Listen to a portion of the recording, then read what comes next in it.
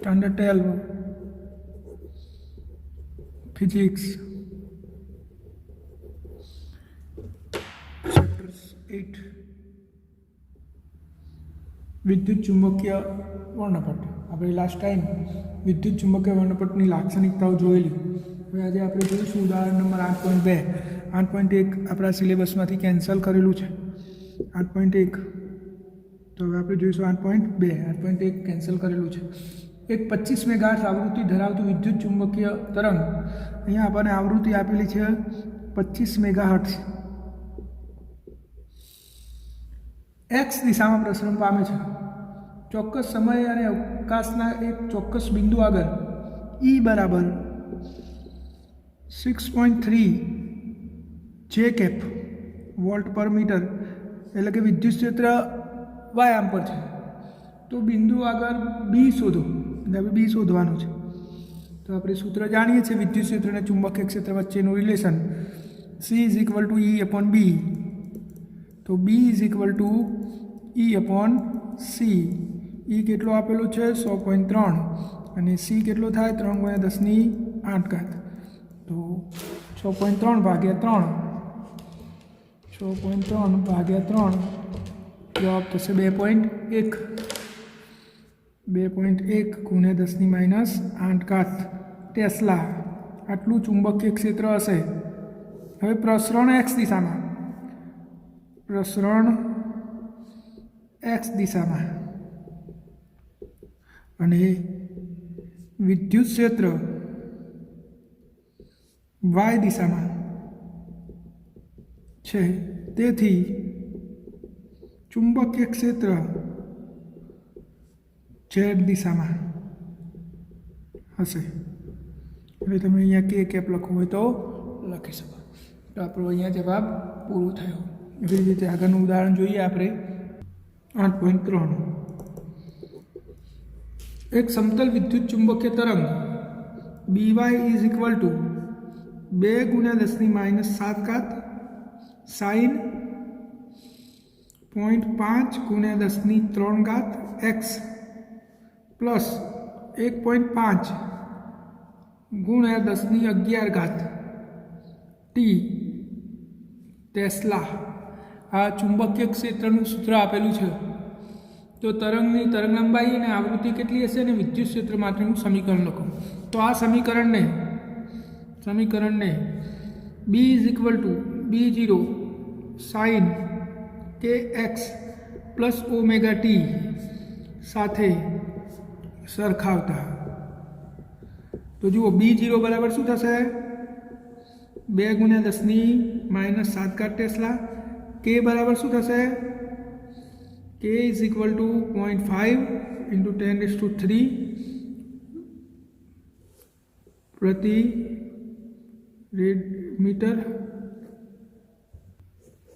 प्रति मीटर अने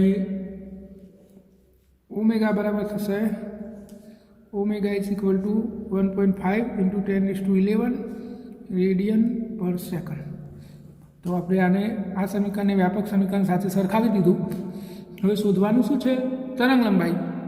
तो के बराबर 2π अपॉन लेमड़ा। तो लेमड़ा बराबर 2π अपॉन के।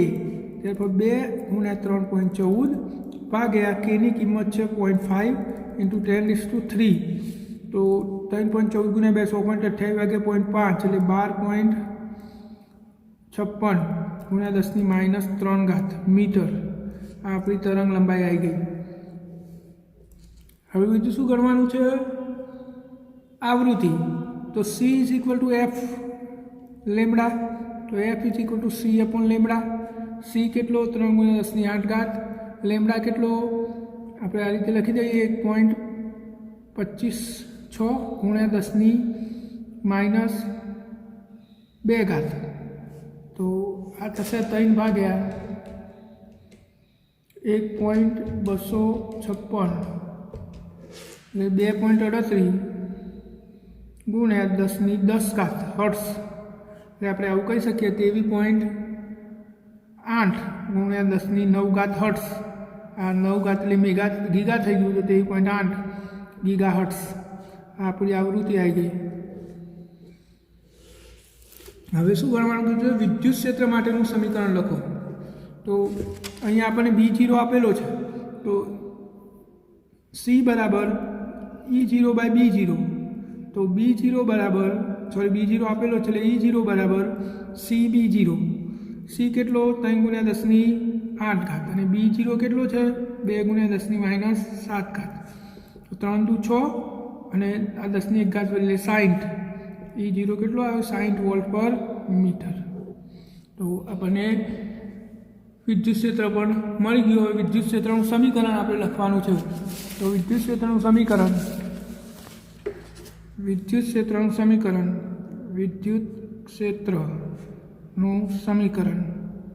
તો E = E0 sin kx plus omega T. તો આમાં આપણે કિંમતો ટ્રાન્સફર કરી દઈએ.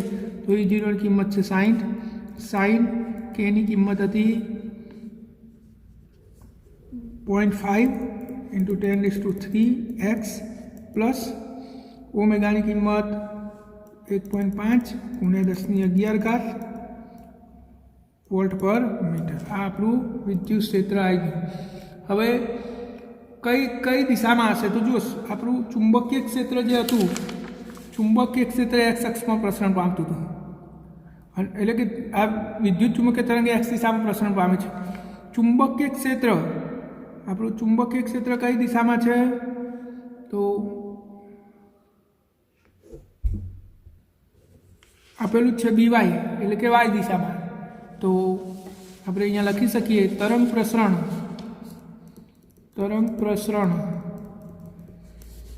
x દિશામાં, ચુંબકીય ક્ષેત્ર y દિશામાં છે. તેથી વિદ્યુત ક્ષેત્ર z દિશામાં હશે. તો એટલે આપણો દાખલો પૂરો થાય છે. ખૂબ જ સરળ દાખલો છે. હવે આપણે નેક્સ્ટ દાખલો જોઈએ.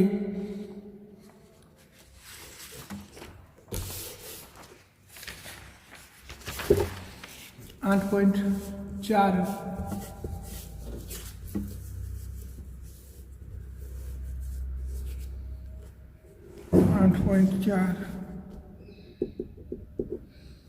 18 વોલ્ટ પર સેન્ટીમીટર સ્ક્વેર. 18 વોટ પર સેન્ટીમીટર સ્ક્વેર ઉર્જા ફ્લક્સ એટલે કે તીવ્રતા I આપેલી છે 18 વોટ પર સેમી સ્ક્વેર. અને આ પ્રકાશ એક અપરાવર્તનીય સપાટી પર લંબરૂપે આપાત થાય છે અને સપાટીનું ક્ષેત્રફળ છે 20 સેમી સ્ક્વેર. 30 મિનિટમાં એટલે T બરાબર 30 મિનિટ જેટલા સમયગાળા માટે સપાટી પર લાગતું સરેરાશ બળ શોધો. જો આપણને તીવ્રતા આપેલી છે, એ આપેલો છે અને ટી આપેલો છે. તો આપણે ગઈકાલે લાક્ષણિકતામાં એક સૂત્ર જોયું તો I બરાબર E/AT. તો E બરાબર શું થશે? IAT. I કેટલો? વોટ પર સેમીમાં, તો આ સેમીમાં છે. એટલે બંને એકમો બદલવા હોય તો પહેલાં બદલી દઈએ, ના બદલો તો એ કેન્સલ થઈ જશે. I બરાબર 18 વોટ તો એમના એમ ભાગાકારમાં, સેમીનું મીટર સ્ક્વેર એટલે 10⁻⁴. હવે થઈ ગયું એકમ વોટ પર મીટર સ્ક્વેર. તો 18 ગુણ્યા 10⁴ વોટ પર મીટર સ્ક્વેર આ આપણી તીવ્રતા. અને ક્ષેત્રફળ ગણીએ તો 20 ગુણ્યા 10⁻⁴ મીટર સ્ક્વેર. હવે આ કિંમતો આપણે અહીંયા મૂકી દઈએ.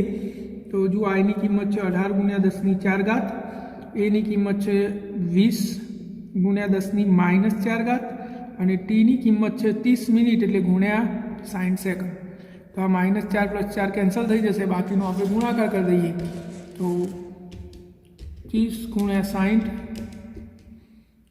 ગુણ્યા 20 ગુણ્યા 18 જવાબ થયો 64,800.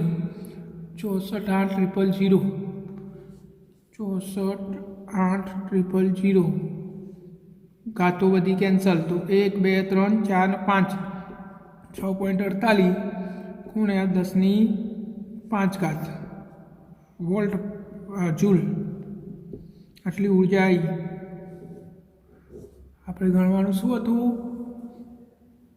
સપાટીને મળતું સરેરાશ બળ। હવે જો સંપૂર્ણ પર અહીંયા શું થાય છે, સંપૂર્ણ શોષણ થઈ જાય છે, અપરાવર્તનીય સપાટી છે એટલે પરાવર્તન થતું નહીં।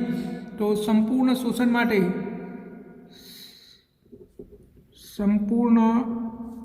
માટે આપણે સૂત્ર જોયું હતું વેગમાનનું। શોષણ માટે લાક્ષણિકતામાં વેગમાન P બરાબર U/C। U કેટલો 100.48 × 10⁵ અને C કેટલો 3 × 10⁸। તો 100.48 ભાગ્યા 3 2.16 × 10⁻³ વેગમાન kg/s। આટલું વેગમાન થયું। તો હવે બળ, તો સપાટી પર લાગતું બળ તો શું થશે, બળ બરાબર વેગમાન ભાગ્યા સમય। તો વેગમાન છે 2.16 × 10⁻³ અને આપણો સમય છે 30 મિનિટ એટલે 30 × 60 સેકન્ડમાં ફેરવી દીધું મેં। તો 100×18 10⁻² એટલે 2.16 ભાગ્યા 18.12 × 10⁻5। therefore 1.2 × 10⁻6 ન્યૂટન આટલું બળ લાગતું હશે સપાટી પર। તો આ દાખલો પણ અહીંયા પૂરો થાય છે। દાખલાઓ સરળ છે આ ચેપ્ટરના અને થોડા છે। હવે ઉદાહરણ 8.5 100 વોટના બલ્બમાંથી વિકિરણથી 3 મીટર દૂર ઉદ્ભવતા વિદ્યુત અને ચુંબકીય ક્ષેત્રો ગણો। અહીંયા પાવર આપેલો છે 100 વોટ। 100 વોટ એટલે પ્રત્યેક સેકન્ડે ઉર્જા। તો E બરાબર P થઈ જાય, કારણ કે P બરાબર શું થાય E/T, પણ ટીની કિંમત 1 થઈ જાય પ્રત્યેક સેકન્ડે એટલે, તો E બરાબર P, તો E બરાબર શું વધ્યું 100 જૂલ। હવે બલ્બની કાર્યક્ષમતા 2.5% છે। આનો અર્થ શું થાય કે બલ્બ 100 જૂલ ઉર્જા ખેંચે તો એમાંથી 2.5 જૂલ ઉર્જા જ પ્રકાશ ઉર્જામાં વાપરે છે, બાકીની ઉર્જા ઉષ્મા ઉર્જામાં જાય છે। એટલે આપણે તો એ પ્રકાશનું કામ છે, તો કાર્યક્ષમતા 2.5% હોવાથી બરાબર ખબર પડી ને કે 100 જૂલ ઉર્જા ખેંચે બલ્બ સોર્સમાંથી, તો એમાંથી માત્ર 2.5 જૂલ ઉર્જા જ પ્રકાશ ઉર્જામાં વાપરે છે। એટલે પ્રકાશ ઉર્જા બરાબર 2.5 જૂલ। 2.5% એટલે 100ના 2.5 જૂલ જ થાય। તો આપણી આ ઉર્જા આવી ગઈ અને આપણે U કહી દઈએ। ચલો હવે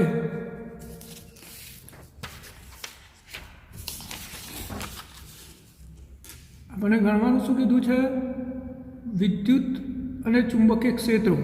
તો જો I બરાબર E/AT, E કેટલો 2.5 જૂલ, A કેટલો આપેલો છે, તો એની જગ્યાએ અહીંયા બલ્બ છે અને એનાથી 3 મીટર દૂર એટલે 3 મીટરનો ગોળો બને, એની આજુબાજુ ગણવાનું છે, તો ગોળાનું ક્ષેત્રફળ લખવું પડે। તો I બરાબર E/4πr² × T। હવે આપણે કિંમતો મૂકી દઈએ તો Eની કિંમત છે 2.5, 4 3.14, Rની કિંમત 3 નો વર્ગ 9 અને T 1 સેકન્ડ। તો 2.5 ભાગ્યા 4 ભાગ્યા 3.14 ભાગ્યા 9 0.02211 વોટ/મીટર²। આટલી તીવ્રતા આવી। હવે તમારે એક સૂત્ર યાદ રાખવાનું છે જે આપણી બુકમાં નથી, પરંતુ તમારે યાદ રાખવાનું છે, I = C ρ। શું યાદ રાખવાનું, I = C ρ। આ ρ એ ઉર્જા ઘનતા છે, ρ શું છે ઉર્જા ઘનતા, અને ρ બરાબર આપણે સૂત્ર મેળવ્યું હતું શું થાય, ε0 E RMS² એટલે હું અહીંયા કેપિટલ E લખું અથવા RMS લખું તો એ ચાલે। ρ બરાબર એપ્સિલોન 0 ERMSનો સ્ક્વેર, અથવા બીજું એ થાય બી સ્ક્વેર બાય એટલે BRMSનો સ્ક્વેર બાય મ્યુ 0, આ પણ થાય. એટલે આ બંનેમાંથી ગમે તે સૂત્ર તમે વાપરીશું. કરવા અહીંયા વિદ્યુત ક્ષેત્ર શોધવું છે, પહેલાં તો આ સૂત્ર વાપરીશું. તો રોની કિંમત આમાં મૂકી દો, તો I બરાબર C એપ્સિલોન 0 ERMSનો સ્ક્વેર. તો ERMSનો square is equal to I upon C epsilon 0. આની કિંમત કેટલી આવી? 2.21 ગુણ્યા 10⁻² ભાગ્યા C 3 ગુણ્યા 10⁸ અને એપ્સિલોન 0 8.85 ગુણ્યા 10⁻12. તો આપણે 2.21 ભાગ્યા 3 ભાગ્યા 8.85 0.083 ગુણ્યા 10⁻4 વધી પછી તો +4 એટલે 2 એટલે 8.32 અને IRMSનો વર્ગ છે એટલે એનું વર્ગમૂળ કાઢો તો 8.32નું વર્ગમૂળ 2.88. શું આવ્યું? 2.88 વોલ્ટ પર મીટર. આ ERMS આવી ગયું. હવે ERMS પરથી આપણે BRMS શોધી શકીએ. તો વિદ્યુત ક્ષેત્ર આવી ગયું. તો C બરાબર ERMS ભાગ્યા BRMS. તો BRMS બરાબર ERMS ભાગ્યા C. ERMS કેટલો આવ્યો? 2.88 અને C કેટલો? 3 ગુણ્યા 10⁸. તો 2.88 ભાગ્યા 3, 2.88 ભાગ્યા 3.96 ગુણ્યા 10⁻8. તો આ આપણું ચુંબકીય ક્ષેત્ર આવી ગયું RMSના મૂલ્યમાં. હવે આપણે બંનેના મહત્તમ મૂલ્યો પણ શોધવાના છે, એટલે કે E0 અને B0. તો આપણે જાણીએ છીએ ERMS બરાબર શું થાય? EM બાય અથવા E0 બાય √2. તો E0 બરાબર √2 ERMS. તો 1.41 ગુણ્યા ERMSની કિંમત હતી 2.88. તો E0 બરાબર 1.41 ગુણ્યા 2.88 4.06 વોલ્ટ પર મીટર. એવી રીતે B0 શોધવાનો થાય તો B0 બરાબર √2 BRMS. તો 1.41 ગુણ્યા 0.96 ગુણ્યા 10⁻8. તો 1.41 ગુણ્યા 0.96 1.35 ગુણ્યા 10⁻8 ટેસ્લા. આ ચુંબકીય ક્ષેત્ર અને વિદ્યુત ક્ષેત્રના મહત્તમ મૂલ્યો આવી ગયા.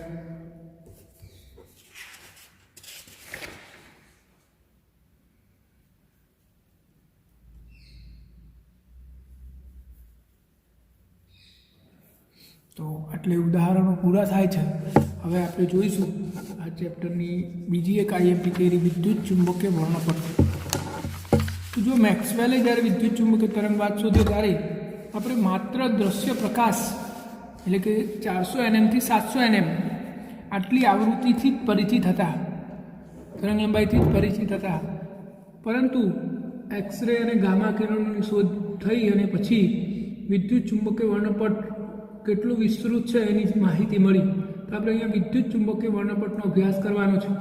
આ વિદ્યુત ચુંબકીય વર્ણપટ એક સતત વર્ણપટ છે, પરંતુ એની આવૃત્તિ અથવા તરંગલંબાઈના આધારે અથવા એને પારખી શકવાની પદ્ધતિના આધારે એને જુદા જુદા ભાગોમાં વિભાજિત કરવામાં આવ્યું છે.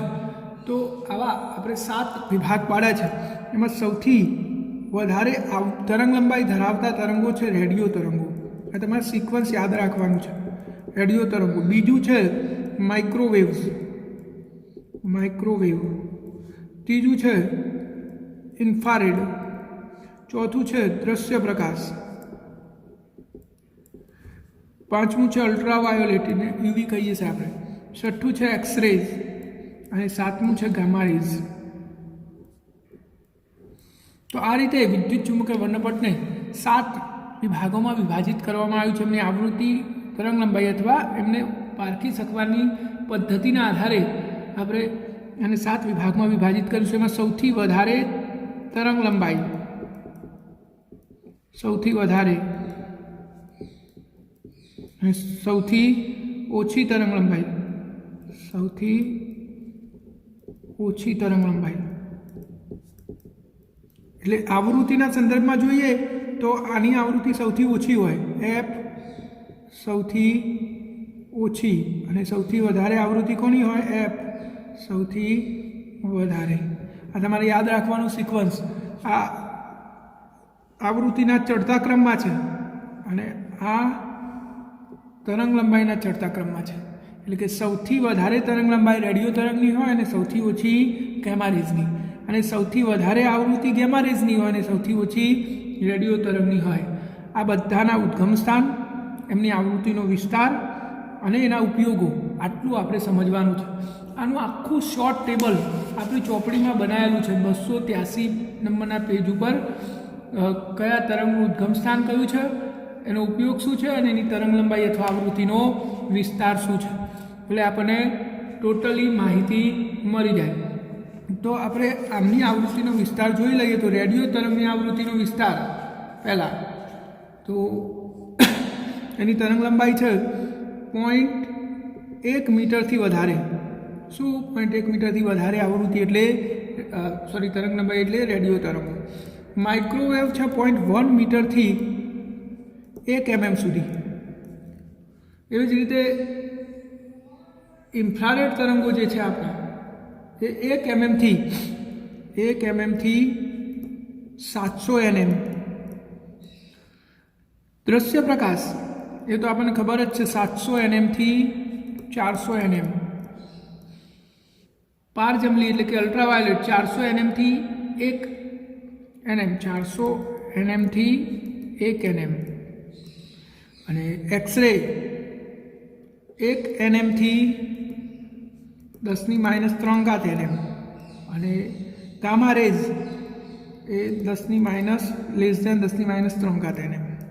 આ મેં તરંગલંબાઈનો વિસ્તાર લખ્યો છે. તમારે આવૃત્તિ લખવી હોય તો F = c/λ સૂત્રથી તમે ગણી શકો છો. તમારે તરંગલંબાઈ જ યાદ રાખવાની, બધાની યાદ રાખવી પડશે તમારે. આ ટેબલમાં આપેલું જ છે. હવે એમના ઉદ્ભવ સ્થાન જોઈ લઈએ બધાના. તો સૌથી પહેલાં રેડિયો તરંગો. તો એ પ્રવેગિત વિદ્યુત ભારોના કારણે ઉદ્ભવે છે. આ એનું ઉદ્ભવ સ્થાન. તો રેડિયો તરંગનું ઉદ્ભવ સ્થાન તમને ખબર પડી ગઈ છે. ક્યાંથી ઉદ્ભવે?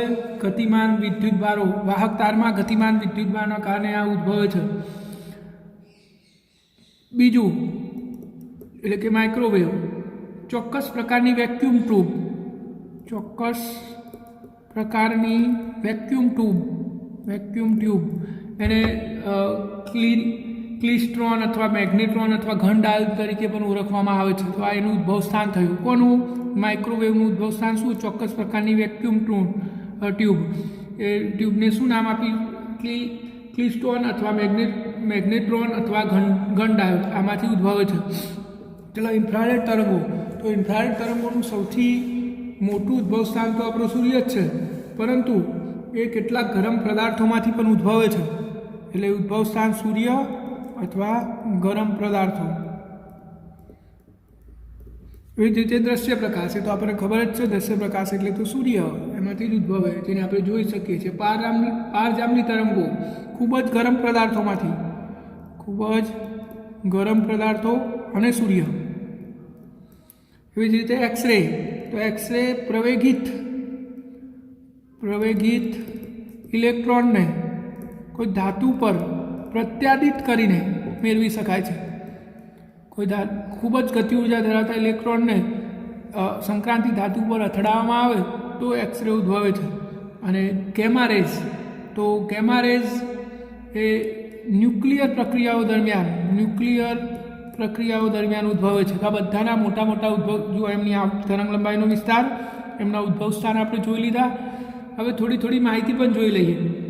તો સૌથી પહેલાં રેડિયો તરંગો. તો રેડિયો તરંગો એ વાહક તારમાં પ્રવેગિત વિદ્યુત ભારોના કારણે ઉદ્ભવે છે. એમનો ઉપયોગ રેડિયો અને ટેલિવિઝનના અંદર સંદેશા વ્યવહાર માટે એટલે કે આપણે જે ટ્રાન્સમિશન કરીએ છીએ એના માટે થાય છે. આનો ડિટેલ અભ્યાસ આપણે લાસ્ટ ચેપ્ટરમાં કરવાનો છે, એટલે તમને વિશેષ માહિતી મળી જશે કે FM કોને કહેવાય, AM કોને કહેવાય, કયામાં કઈ આવૃત્તિ અથવા તરંગ લંબાઈ વપરાય છે. અત્યારે હાલ આપણે એમાં ડિટેલમાં જઈશું નહીં, પરંતુ તમારે આ 3 બાબતો તો ખાસ યાદ રાખવાની. એક એની આવૃત્તિ અથવા તરંગ લંબાઈ, એનું ઉદ્ગમ સ્થાન અને એનો ઉપયોગ. તો પહેલાંનો ઉપયોગ શું થયો? રેડિયો અથવા ટીવીની અંદર ટ્રાન્સમિશન માટે એટલે કે સંદેશા વ્યવહાર માટે કરવામાં આવે છે. એવી જ રીતે બીજું માઇક્રોવેવ. તો માઇક્રોવેવ આપણે જોયું એનું ઉદ્ભવ સ્થાન શું છે? તો ખાસ પ્રકારની વેક્યુમ ટ્યુબ. અને આનો ઉપયોગ શું હવે? તો એરોપ્લેનની દિશા એટલે કે રડાર પદ્ધતિની અંદર આનો ઉપયોગ થાય છે. આ રડાર વડે આપણે ક્રિકેટમાં બોલની ઝડપ અથવા ટેનિસમાં સર્વિસ માટે અને વાહનોની ઝડપ શોધવા માટે આપણે આ માઇક્રોવેવ તરંગોનો ઉપયોગ કરીએ છીએ. આ ઉપરાંત આપણા ઘરની અંદર જે માઇક્રોવેવ ઓવન આવે છે, રાંધવા માટેનું સાધન, એની અંદર પણ માઇક્રોવેવ તરંગોનો ઉપયોગ થાય છે. તો આ એનો ઉપયોગ થયો બીજાનો. ત્રીજો ઇન્ફ્રારેડ. તો ખૂબ જ ગરમ પદાર્થોમાંથી ઉદ્ભવે છે, તો આપણને ખબર જ છે એની આવૃત્તિનો અથવા તરંગલંબાઈનો વિસ્તાર પણ આપણે જોઈ લીધો. આ માઇક્રોવેવ તરંગો જે છે એ અણુઓ દ્વારા શોષાતા પ્રકાશ અને પછી અણુઓ ફરીથી જ્યારે વિઉત્સર્જન કરે ત્યારે ઇન્ફ્રારેડ તરંગો સ્વરૂપે ઉત્સર્જિત કરે છે. આ ઇન્ફ્રારેડ તરંગોને ગરમ તરંગો પણ કહેવામાં આવે છે અથવા ઉષ્મા તરંગો પણ કહેવામાં આવે છે. કેમ?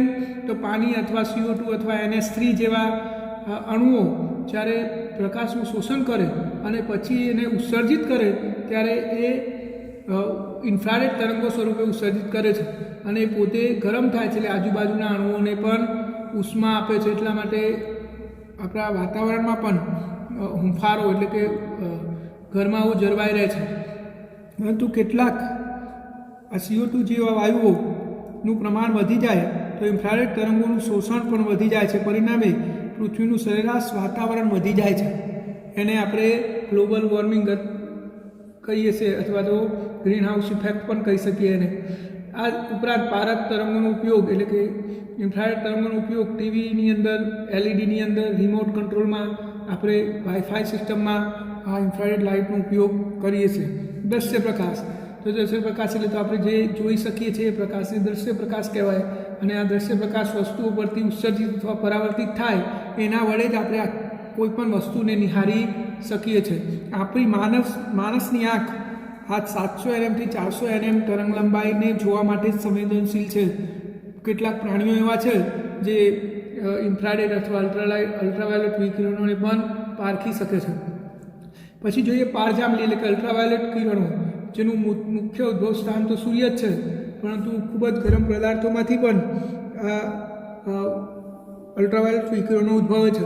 સૂર્યમાંથી ઉદ્ભવતા વિકિરણો તો આપણી પૃથ્વીથી 40 થી 50 કિમી દૂર આવેલા ઓઝોનના સ્તર વડે શોષાઈ જાય છે. આ અલ્ટ્રાવાયોલેટ વિકિરણો માનવ શરીર માટે નુકસાનકારક છે. જો માનવ શરીર પર સીધા અલ્ટ્રાવાયોલેટ વિકિરણો આપાત થાય તો શરીરમાં મેલેનિન ઉત્પન્ન કરે છે. આ એક પ્રકારનું કેન્સર છે, ચામડીને કાળી કરી દે છે. આ ઉપરાંત આ અલ્ટ્રાવાયોલેટ વિકિરણોનો ઉપયોગ પણ છે. આપણે આને ખૂબ જ નાની કિરણાવલીમાં ફેરવીને આંખના લેસિક સર્જરીમાં એનો ઉપયોગ કરવામાં આવે છે. અથવા તો પાણીને શુદ્ધ કરવા માટે પણ અલ્ટ્રાવાયોલેટ વિકિરણોનો એટલે કે કેટલાક પ્રકારના બેક્ટેરિયાને મારવા પણ આપણે આપણા ઘરના આરો પ્લાન્ટમાં જોઈએ છે UV લખેલું હોય છે, તો આપણે અલ્ટ્રાવાયોલેટ વડે પણ કરી શકીએ છીએ. અલ્ટ્રાવાયોલેટથી બચવા માટે એટલે કે ખૂબ જ ગરમ પદાર્થો હોય ત્યાં કામ લેવાનું હોય તો ખાસ પ્રકારના ગોગલ્સ પહેરવામાં આવે છે, જેથી આપણે અલ્ટ્રાવાયોલેટ વિકિરણોથી બચી શકીએ. અને હવે એક્સરે. તો એક્સરેની અંદર આ પણ આપણે નેક્સ્ટ જોઈશું ચેપ્ટરમાં, પરમાણુ ચેપ્ટરમાં, કે ખૂબ જ શક્તિશાળી ઇલેક્ટ્રોન હોય, ખૂબ જ ગતિ ઉર્જા ધરાવતા ઇલેક્ટ્રોનને એક સંક્રાંતિ ધાતુ પર પ્રત્યાડિત કરીને એટલે કે અથડાઈને એક્સરે ઉત્પન્ન કરી શકાય છે. આ એક્સરેનો ઉપયોગ આપણે મેડિકલ ક્ષેત્રે કરીએ છીએ. હાડકાના ફ્રેક્ચરનું નિદાન કરવા માટે એક્સરેનો ઉપયોગ કરવામાં આવે છે. અને છેલ્લું ગામા રેઝ. તો ગામા રેઝ એ રેડિયો એક્ટિવિટી અથવા રેડિયો એક્ટિવ પદાર્થોમાંથી ઉત્સર્જિત થાય છે. આમની આવૃત્તિ ખૂબ જ વધારે છે અને આમનો ઉપયોગ કેન્સરની અંદર ક્ષતિગ્રસ્ત કોષોને નાબૂદ કરવા માટે થાય છે।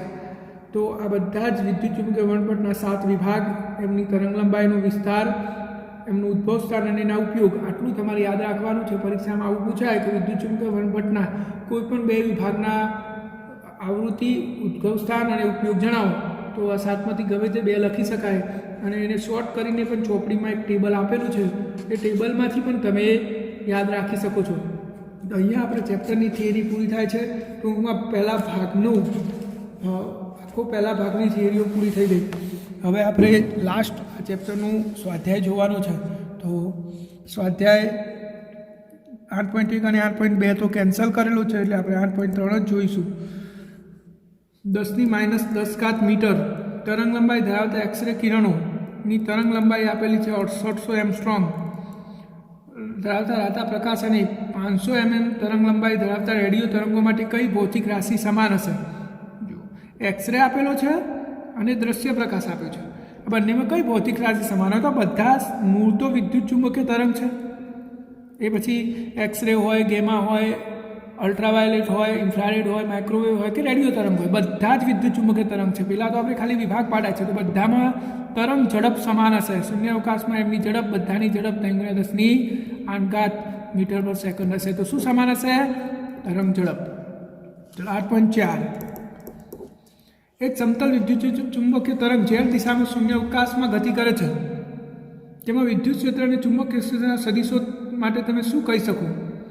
જો તરંગની આવૃત્તિ 30 મેગાહર્ટ્ઝ હોય તો તેની તરંગલંબાઈ કેટલી હશે? તો ઝેડ દિશામાં પ્રસરણ પામે છે તો વિદ્યુત અને ચુંબકીય ક્ષેત્ર XY સમતલમાં હશે। કયા સમતલમાં હશે? XY સમતલમાં, કારણ કે તરંગ પ્રસરણની દિશાને જ હોય, દિશાની લંબ જ હોય, એટલે ઝેડ દિશાની લંબ કોણ થાય? XY સમતલ। અને C બરાબર F લેમ્બડા પરથી લેમ્બડા બરાબર C/F, C 3×10⁸ અને F આપેલો છે 30 મેગાહર્ટ્ઝ એટલે 10⁶ એટલે 10⁷ થઈ જાય, એટલે વધીશું 10 મીટર। તો તરંગલંબાઈ કેટલી આવી? 10 મીટર। 8.5, એક રેડિયો F1 બરાબર 7.5 મેગાહર્ટ્ઝ થી F2 બરાબર 12 મેગાહર્ટ્ઝ સુધી ટ્યુનિંગ કરી શકાય છે। તો તરંગલંબાઈનો ગારો શોધો। તો C બરાબર F લેમ્બડા પરથી લેમ્બડા બરાબર C/F, તો લેમ્બડા 1 બરાબર C/F1। C કેટલો? 3×10⁸ અને F1 કેટલો છે? 7.5 મેગાહર્ટ્ઝ એટલે 10⁶ 3/7.5, 3/7.5, જવાબ આવ્યો 0.4, 0.4 × 10⁵ એટલે કે 4×10 એટલે 40 મીટર। ચલો આ લેમ્બડા 1 આવ્યો। એવી રીતે લેમ્બડા 2 શું થશે? તો લેમ્બડા 2 બરાબર C/F2, C 3×10⁸ અને F2 કેટલો છે? 12 મેગાહર્ટ્ઝ એટલે કે 12×10⁶, તો 3/12, 0.25 × 10⁵ એટલે 25 મીટર। આ આપણો બીજી તરંગલંબાઈ આવી ગઈ। તો તરંગલંબાઈનો ગારો પણ આવી ગયો। 8.6, એક વિદ્યુતભાર સરેરાશ સમતોલન સ્થાનાંતરની આસપાસ 10⁹ હર્ટ્ઝથી આવૃત્તિથી દોલન કરે છે, તો દોલક દ્વારા ઉત્પન્ન થયેલ વિદ્યુત ચુંબકીય તરંગની આવૃત્તિ કેટલી? તો આપણે ચેપ્ટરની શરૂઆતમાં જ જોયું હતું કે કોઈ વિદ્યુતભાર જેટલી આવૃત્તિથી દોલન કરે એટલી જ આવૃત્તિનું વિદ્યુત ચુંબકીય તરંગ ઉદ્ભવે છે। એટલે કે વિદ્યુત ચુંબકીય તરંગની આવૃત્તિમાં કેટલી હશે? 10⁹ હર્ટ્ઝ જ હશે। ચેપ્ટરની શરૂઆતમાં જ મેં તમને ભાર દઈને કીધું, તો આ યાદ રાખજો। 8.7, શૂન્ય અવકાશમાં રહેલ હાર્મોનિક વિદ્યુત ચુંબકીય તરંગનો ભાગ હોય તેવા વિદ્યુત ક્ષેત્રનો કંપ વિસ્તાર, ચુંબકીય ક્ષેત્રનો કંપ વિસ્તાર B0 બરાબર 510 નેનો ટેસ્લા। તો તરંગનો ભાગ હોય તેવા વિદ્યુત ક્ષેત્રનો કંપ વિસ્તાર કેટલો હશે? તો C બરાબર E0/B0, તો E0 બરાબર C × B0, C 3×10⁸ અને B0 510 નેનો એટલે 10⁻9, તો 510 ગુણ્યા 3 1530 ગુણ્યા 10⁻1 એટલે 153 વોલ્ટ પર મીટર। આ વિદ્યુત ક્ષેત્ર આવી ગયું। બીજું શું શોધવાનું છે? કશું જ નહીં. 8.8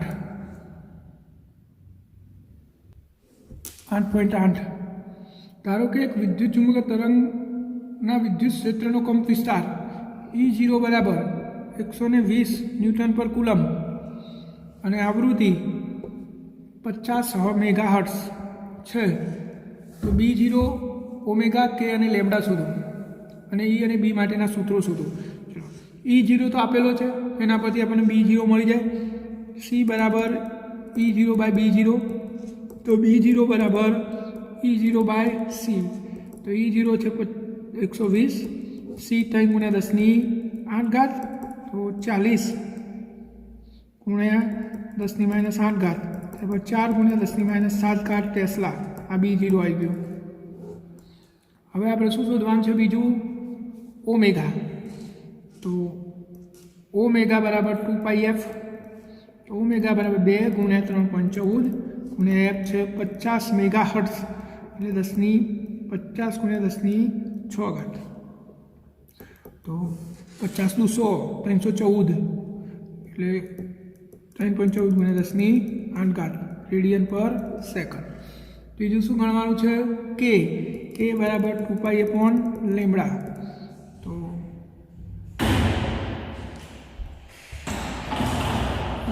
અથવા તો આપણે k = ω/c વાળું સૂત્ર પણ વાપરી શકીએ. c બરાબર ω/k વાળું. તો આપણે k શોધવાનું છે. તો ઓમેગાની કિંમત છે 3.14 ગુણ્યા 10⁸, અને cની કિંમત છે 3 ગુણ્યા 10⁸. તો 3.14 ભાગ્યા 3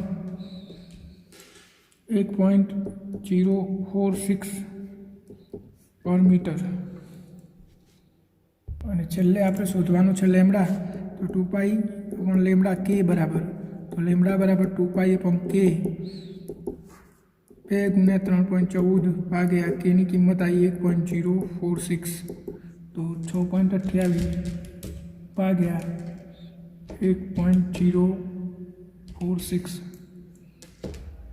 6.00, એટલે કે 6 મીટર. લેમ્ડા કેટલો આવ્યો? 6.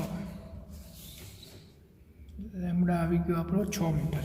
અને આ ચેપ્ટરનો છેલ્લો દાખલો આપણે જોઈ લઈશું, કારણ કે વધારાનો સ્વાધ્યાય કેન્સલ કરેલો છે. 3.9 પુસ્તકમાં વિદ્યુત ચુંબકીય વર્ણપટના જુદા જુદા ભાગની શબ્દાવલી આપેલ છે. E બરાબર HF નો ઉપયોગ કરીને વિદ્યુત ચુંબકીય વર્ણપટના જુદા જુદા ભાગની ફોટોનની ઉર્જા એમાં મેળવો. તો E બરાબર HF આપેલું છે, આપણે ઉર્જા ગણવાની છે. તો આપણને બધાની આવૃત્તિ ખબર હોય તો સરળતાથી ગણી શકાય. તો પહેલાં આપણે જોઈશું રેડિયો તરંગો. તો રેડિયો તરંગોની આવૃત્તિ શું થાય? 3 ગુણ્યા 10⁸ હર્ટ્ઝ. તો hની કિંમત 100.625 ગુણ્યા 10⁻34, 3 ગુણ્યા 10⁸. તો E બરાબર 100.625 ગુણ્યા 3 19.87 ગુણ્યા 10⁻26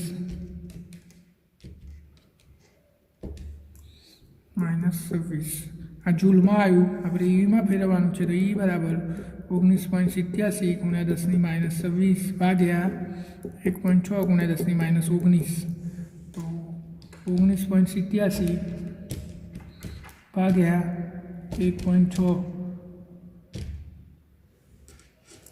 12.41 ગુણ્યા 10⁻1. સોરી, કેટલી ઘાત હતી? આ 26 હતી ને? 26 છે એટલે 7 ઘાત. તો આ આપણું પહેલું ઉર્જા આવી ગઈ ઈવીમાં. આવી જ રીતે તમારે બધા વિભાગની ગણવાની છે. હું અહીંયા લખી દઉં છું. માઇક્રોવેવ,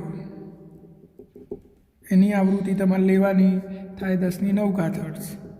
એવી જ રીતે પછી ઇન્ફ્રારેડ આવે. ઇન્ફ્રારેડ એની આવૃત્તિ થાય 10⁻13 હર્ટ્ઝ. એના પછી આવે દ્રશ્ય પ્રકાશ. તો એની આવૃત્તિ થાય 6 ગુણ્યા 10⁻14 હર્ટ્ઝ. પછી યુવી તો યુવી થશે 10^15 ઘાત હર્ટ્ઝ. પછી એક્સરે 3×10^18 ઘાત હર્ટ્ઝ અને ગેમાની થશે 3×10^20 ઘાત. તો આ બધી આવૃત્તિઓ મૂકીને તમે આ સૂત્રનો ઉપયોગ કરીને બધાની ઉર્જા ગણી શકો છો. તો અહીંયા આપણું ચેપ્ટર પૂરું થાય છે અને આપણો ભાગ 1 પણ પૂરો થાય છે.